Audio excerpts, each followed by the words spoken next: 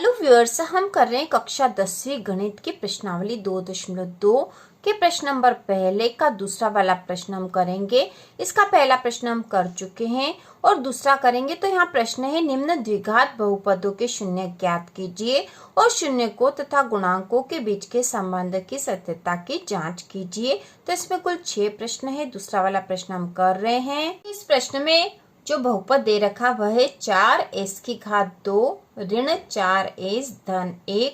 तो इसका शून्य ज्ञात करेंगे सबसे पहले। तो शून्य ज्ञात करने के लिए हमें बीच वाले पद को 2 भागों में बांटना पड़ता है। तो इसको हल करेंगे हल, और जो बहुपद है वो हम लिख लेंगे 4s⁻² ऋण 4s धन 1।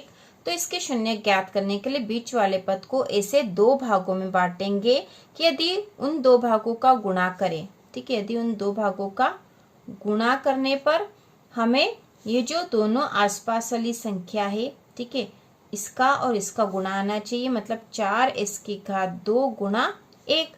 तो गुणा करने में 4s⁻² मिलना चाहिए। ऐसे 2 पदों में बांटना है कि यदि उन दोनों पदों का गुणा करें तो 4s⁻² आ जाए, और यदि उनका जोड़ या घटाव करें, ठीक है, जोड़ या घटाव करने पे बीच वाली संख्या मतलब ऋण का 4s हमें मिलना चाहिए। ऐसे 2 पदों और ऐसे 2 भागों में बांटना है, ठीक है। तो यहाँ पे ये समझ लीजिए, ये आपका रफ है क्योंकि यहीं लिख दिया है समझने के लिए।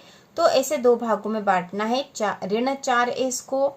तो ऐसे 2 भाग क्या हो सकते हैं? तो 2 और 2 हो सकते हैं, क्योंकि 2 का 2 में गुणा करे तो भी 4 होता है, और 2 और 2 जोड़े तो भी 4 होता है। लेकिन यहाँ चिन्ह का भी ध्यान रखना है। गुणा करने पे हमें धन का 4s² चाहिए, जबकि जोड़ या घटाव करने पे ऋण का 4s चाहिए। तो जोड़ या घटाव करने पे ऋण का 4 लिखने के लिए ऋण 2 में ऋण 2 जोड़ेंगे तो ऋण का 4 हो जाएगा, ठीक है। और गुणा करने पे ऋण में ऋण का गुणा करने पे धन हो जाता है, और 2 दूनी 4 हो जाएंगे।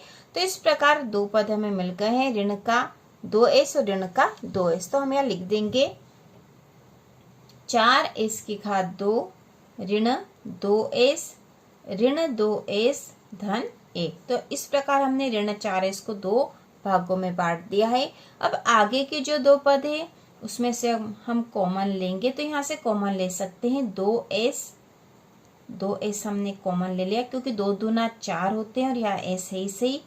तो 4s का वर्ग में से 2s कॉमन हो गए तो बचा है 2 दूना 4, मतलब 2 बचा, और s के वर्ग में से s आ गया तो यहाँ s बचा। इसके बाद यहाँ ऋण है, 2s से 2s का भाग लगाएंगे तो एक बार चला जाएगा, तो यहाँ 1 बचेगा। अब यहाँ पे ऋण 2s धन 1 है, तो यहाँ से हम ऋण का 1 कॉमन ले लेंगे, ठीक है। यहाँ से ऋण का 1 कॉमन ले लेंगे, तो यहाँ पे ऋण का 1 कॉमन लेने से यहाँ बच जाएगा 2s धन का, क्योंकि ऋण तो कॉमन आ गया है। इसके बाद यहाँ पे धन का 1 है और ये ऋण का 1 है, तो धन ऋण ऋण हो जाएगा और यहाँ आ जाएगा 1 ही, ठीक है। तो अब जो कॉमन आए हैं उन पदों को हम देख लेंगे। तो ये वाला और ये वाला पद मिलके एक पद बन जाएगा 2s ऋण 1, ये एक पद बन गया। और दूसरा पद जो कॉमन आया था वह है 2s ऋण 1। अब इससे हम शून्यक निकाल लेंगे। तो सबसे पहले इससे निकाल लेते हैं 2s ऋण 1 बराबर 0, 2s बराबर 1, क्योंकि ऋण का 1 बराबर के उधर जाएगा तो धन का 1 हो जाएगा, s बराबर 1/2, ठीक है। तो यहाँ पे पहला शून्यक हमें मिल गया है 1/2। इसी प्रकार इससे भी निकाल लेंगे 2s ऋण 1 बराबर 0, 2s बराबर 1 और s बराबर 1/2। तो इस प्रकार से 2 शून्यक आ गए हैं, अतः शून्यक बराबर 1/2, 1/2। तो इस प्रकार से 2 शून्यक आ गए हैं। अब हम लिखेंगे शून्य का योग, क्योंकि हमें सत्यता की जांच करनी है। तो इसके लिए योग और गुणा से हम जांच करते हैं। तो शून्यकों का योग होता है अल्फा धन बीटा, ठीक है। अल्फा और बीटा से हम शून्यकों को ही प्रदर्शित करते हैं सूत्र रूप में, बराबर ऋण b/a। तो अब यहाँ पे b और a भी आए हैं, तो हमें पता होना चाहिए कि b और a क्या है। तो ये जो बहुपद था, ठीक है, ये जो बहुपद था यह इसका आदर्श रूप होता है, ठीक है। हम यहाँ लिख के समझ लेंगे, इसका आदर्श रूप होता है। बहुपद का आदर्श रूप होता है a x का वर्ग धन बी एक्स धन सी। ए एक्स का वर्ग धन बी एक्स धन सी। तो यहाँ पर एक्स वर्ग के साथ जो संख्या होती है वह ए कहलाती है, एक्स के साथ जो संख्या होती है वह बी कहलाती है, जो अचर पद बचता वह सी होता है। तो यहाँ पे हमारा जो बहुपद है वह है 4 की घात 2 ऋण 4s धन 1। तो यहाँ x के स्थान पर s दे रखा है, इससे कोई फर्क नहीं पड़ेगा। तो यहाँ पर a बराबर हो जाएगा, तो a बराबर x के वर्ग के साथ जो संख्या वह a होती है, तो यहाँ s वर्ग के साथ जो संख्या वह a होगी। तो a बराबर हो गया 4। अब x के साथ जो संख्या b है, तो यहाँ s के साथ जो संख्या b होगी, तो b बराबर हो जाएगा ऋण का 4 और c बराबर अचर पद है 1। तो a, b और c के मान आ गए हैं। तो हम यहाँ पर सूत्र में लिख देंगे अल्फा धन बीटा बराबर ऋण b बट्टा a। अल्फा और बीटा शून्य के और शून्य हमने निकाल लिए थे 1/2 1/2। तो हम यहाँ लिख देंगे 1/2 धन 1/2 बराबर ऋण b का मान हमने निकाला था अभी, तो b का मान आया है ऋण का 4 और ये ऋण तो सूत्र में ही था, तो ऋण लिखेंगे, उसके बाद ऋण का 4 बटा a का मान है 4। ठीक है, a का मान है 4।